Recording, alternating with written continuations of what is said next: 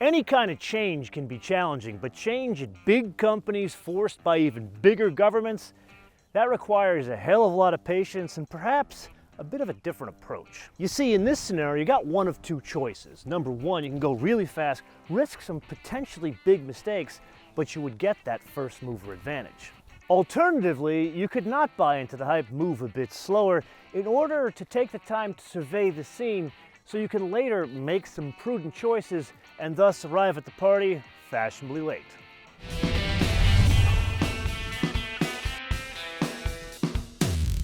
So it is no secret that BMW has been late to the EV party, and in many episodes you and I have learned that is overall a good thing. However, the 5 Series, that presents a much bigger challenge because this is still kind of the benchmark in the luxury sports sedan world, especially as we get into more performance-oriented versions. Now, this is the first one you and I are looking at together.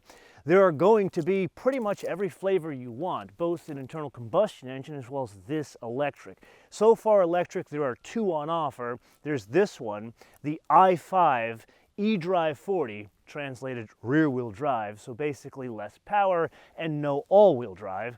Then there's going to be an M60 version of the i5. That one is going to be all-wheel drive, a lot more power. We will get that on the show, and I'm sure that will be incredibly fast. Then, of course, there are going to be 2 flavors, really 3 flavors of internal combustion engine, and that's going to start with a 530 as well as the 530 all-wheel drive, and then that moves up to the 540, which is the 6-cylinder engine. But for today, you and I need to focus on cars with plugs, specifically starting at the cheap seats. Now here's where we get to something rather fascinating. Whether it's the cheap seats or the fancy all-wheel drive, it's the same size battery, 81.2 kilowatt hours. In terms of charging speeds, let's just say not as fast as the Porsche, Hyundai, or the Kia, 10 to 80% in 30 minutes. Why? 205 kilowatts on DC or up to 11 on AC. Now, what does that translate to in terms of range when you hand one of these things off to the US government? There they say 295 miles of range when fitted with the standard smaller wheels, the 19-inch wheels. The car you and I are driving today, yes, it's the cheap seats, but it has the 21-inch wheels. As a basis of comparison, the M60 all-wheel drive with the bigger wheels, 256 miles of range. Then there's performance figures. This one, it's kind of trying to be a standard BMW, 0 to 60, 5.7 seconds, VMAX 120 miles an hour. An M60 as a basis of comparison, that one's quite a bit faster at 3.7. As a basis of comparison to that, an M5 CS was 3.5.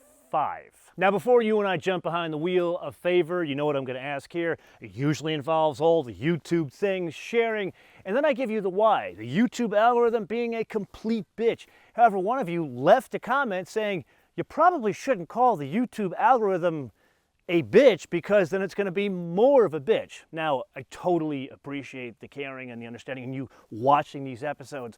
However, the YouTube algorithm, it only changes when you guys get involved. So if you see value in these episodes, would greatly appreciate your help. So yes, it's electric, but do you want to take a guess whether it's over or under 5,000 pounds? Give up? Believe it or not, it is a shade under 5,000 pounds, 4,916 pounds, or depending on express your weights and measures, 2,230 kilograms. Now, 2 rather important notes. Number 1, if it were the all-wheel drive M60, it would be 350 pounds heavier. If it were a 2-wheel drive, 4-cylinder 530, meaning internal combustion engine, it would be 900 pounds lighter. With that, basic mode. Oh, okay, that goes. It's not quite the rip-your-face-off experience that other electric vehicles are, but it's not that Volkswagen ID7 we drove together for World Car. God, that car, that was not a good experience in many areas, although it is attractive. Now, 2 other items we have to get to. You're currently listening to nothing, but we can change that. So we can go in here, and this system, obviously very reminiscent from that Rolls-Royce Spectre that you and I recently drove.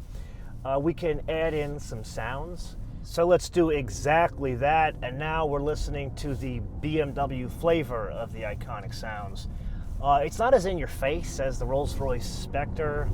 It's definitely not as in your face as the Porsche Taycan, whatever they call that. I would call it the Stormtrooper sound. Let's put a little bit more in there. Yeah, it's definitely varied as you put more energy into the vehicle. This is one of these opportunities where they could have like a digital store where you could download different sounds, much like ringtones were back in the day. Now with that, another little trick here. Let's come to a stop, nobody on the road here. So this is, as we discussed, the rear-wheel drive, trying to be the entry level, but it does have a boost mode, so I would say like an overboost function. So if I want to, I can hit the overboost function here and just drop the hammer. And do I notice a little bit extra torque? This is less of a launch control mode than added passing power.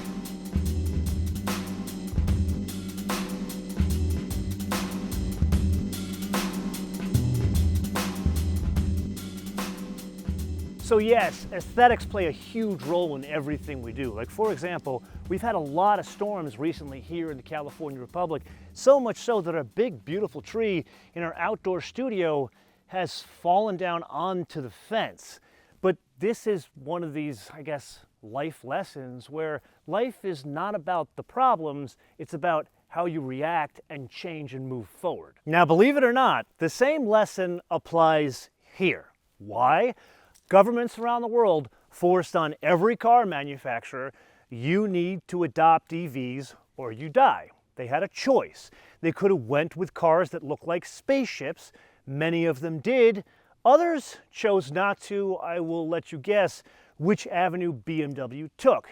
Now that brings us to a vehicle that you look at and I would argue looks like a concept car on the street. Very good news. However, you look at it and it very much says, I'm a BMW. Also good news. This is where we get into some bad news. Look at the daylight opening. That's where all the glass is. To me, that does not say 5 Series. Specifically with the C-pillar here, it is too narrow, and I would say to the point where you'd look at this and confuse it with a 3 Series because of the shape of the daylight opening. Everything else looks 5 Series. And that especially applies to the front of the vehicle. This is the area that's closest to the outgoing car, but there's another trick going on here if you look deeper. You and I, over the past couple of years, have had many discussions, I'd say disagreements, about the front of the current M3 and the M4. I'd say half of you have come around to the point where it is good looking and stands out, and not for the sake of just standing out. But then there's half of you that say it's buck teeth. So I would argue they went with this paradigm in the luxury sedan because they have to. This is a car that appeals to people maybe not established, but are not willing to go further out to crazy and have big buck teeth, as you would say.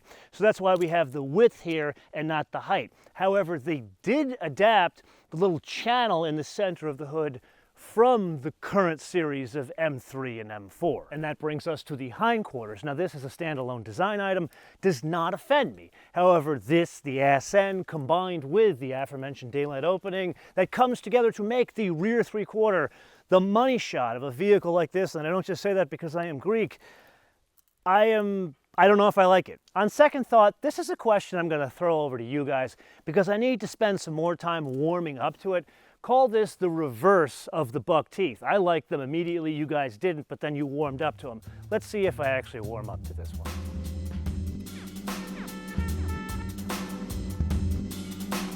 So I'm gonna go out on a limb here and state the unpopular opinion. This car comes to us at a significant disadvantage, really two. Number one, the car, really the series it replaces, iconic. There's no other way to put it. It is the reference standard of mid-size luxury sports sedans. And then there is the i4, whether it's the eDrive40 or the M50, fantastic cars to drive. I would argue the best driving EVs out there, full stop, even better than the Taycan. I've said this many times in many episodes, because that car you can drive with your right foot, like BMWs for the past, 50, 60 years. This, yes and no. Yeah, we got the 5,000 pounds. Yeah, it's longer, it's bigger. So it's not quite the magic that the i4 is. but it's not a sniveling mess. So let's translate all of that into reality, and that would mean ride quality. And there we have to be on a spectrum. Let's say you got like an M5 CS over here, and then you've got a Lexus ES300 over here. It's not the Lexus, but it definitely ain't the M5 CS. It's not even an M550. I would argue it's a little bit to this side of a 530, the previous generation 530, and at that, the 530e, because we had a little extra weight there. So, great around town. The people you will put in the car, especially in the back, will love it because their asses won't be sitting so low due to the self-leveling suspension. But in reality, is this a hot rod BMW? Definitely not. Yes, it is indeed that time again to play your favorite game, Mind the Options game, with today's contestant, the first ever fully electric BMW 5 Series. This is the i5 eDrive40 rear-wheel drive for a base price of $66,800. Now, the obvious question, how much is a new 5 Series without all the electric bits, basically a 4-cylinder 530? That's quite a bit cheaper at $57,900. Then the other obvious question, if I want an all-wheel drive i5 that is much faster, almost 600 horsepower, how much is that? $84,100. Then we have to press on to this specific BMW, which I have to admit, not the most fully spec'd out BMW you and I have ever driven. Let's start with that color, Cape York Green. It's exactly what I thought. It doesn't look anything like green. As a matter of fact, it's like that blue we saw on the 992 ST, where it didn't look like blue, it looked like gray, but that was nice. This, the green, I'm not so excited about, so I'm not excited about $650. Then the premium package, $2,850. That adds things like a heated steering wheel, LED headlamps, and a head-up display. Then the most important option, I would say, on this car, the M Sport package. Now, this is somewhat confusing. Yeah, it adds things like the M Sport steering wheel and some dress-up bits on the inside, but most importantly, on the outside, you look at this, the two-wheel drive, and you think, that's definitely the M60 all-wheel drive. And the reason why, the front bumper changes, the rear bumper changes, and that's an additional $3,000. There's some other bits like the Shadowline trim, meaning the black trim, which I don't love so much. Then for an additional $1,800, we can complement the Sport package by adding the 21-inch wheels. And now we need to press on to a bit of a debate, because if you've been watching this show for any period of time, you know I'm a huge fan of cars that have roofs that open. So in this application, it would be a sunroof, which one can have in this car. However, for an extra $600, you can have what's called the sky roof, which is not a sunroof. It does not open. It's the entire roof is glass. There is a sunshade. It's electrically adjusted with a button, and it's counterintuitive on how you open it. BMW, they sell the whole idea of it's 90% more glass than in a sunroof. Me personally, I want a sunroof because I want to open it, because I want to get some fresh air in the car. You know what? Comments below. Would you pay the $600 and get this, or would you pay nothing and just have a sunroof? Then we press on to something that, hey, if you're in for a penny, you're in for a pound. The car is probably almost already over $70,000. So why not get the Bowers and Wilkins stereo for an additional $900? Kind of kicks ass. And then the only other thing we have to pay extra for is the destination and handling von Dingelfing Deutschland, which I'd like to point out, they have been building BMWs there for 50 years now. They call it the Center of Excellence for building electric vehicles, because it's not just the electric vehicles they build there, they actually manufacture their own batteries and electric motors in the same plant. Now, I don't bring this up to discuss marketing mumbo jumbo, rather to point out something incredibly obvious but also rather important. Very few other car manufacturers can say the same thing. So the destination handling here, $995, a bit of a bargain because of that, and it's cheaper than anything that Hyundai and Kia and others do. Add all of this together and we get to $77,645.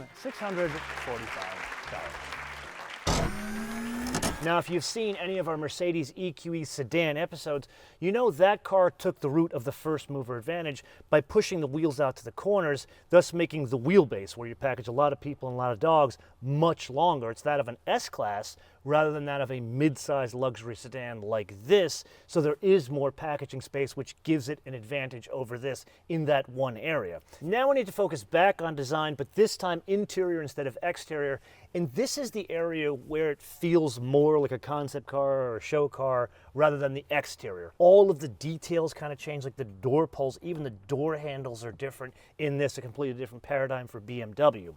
But two things stand out. Number one, the unified controller and the UX. This is a new version of the UX. So much like if you're a Mac OS folk, remember when they moved the tray? They said, well, instead of it being here, they moved it here, and then they kind of moved it back here. They did the same thing in this BMW version of the OS. It used to be off to the side. Now it's off to the bottom and is made kind of like a normal tray you see in many computer operating systems. But what they've done mostly is change the system where it's mainly used with your finger, or designed to be used with your finger. And as we've learned over many years, where your finger goes, that's where your eyes go. Another design item, this one a little bit more successful. Remember when we first saw in the 760 and the i7, they've tried to hide the vents there. They made them less tall. Here, they've actually hidden them in the horizontal lines of the dashboard. The only thing that gives away the vents are the controllers underneath them, which I have to say work better than what the Porsche Taycan did, where everything is through the screen. So more of this and less of Porsche Taycan. Overall, a fantastic place to be. I would argue a bit more techno than what luxury cars should be, but that's just one man's opinion.